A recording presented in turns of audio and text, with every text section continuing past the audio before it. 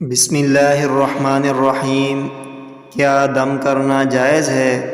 حدیث مبارکہ کی روشنی میں عوف بن مالک اشجعی رضی اللہ عنہ کہتے ہیں کہ ہم زمانہ جاہلیت میں دم کیا کرتے تھے۔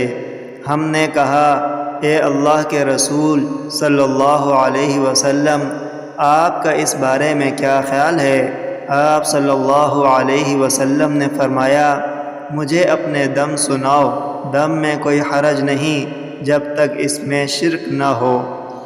عن عوف بن مالک الاشجعی رضی اللہ عنہ قال كنا نرقی فی الجاہلیۃ فقلنا یا رسول اللہ کیف ترى فی ذلك فقال اعرضوا علی رقاکم لا بأس بالرقاء ما لم یکن فیہ شرک۔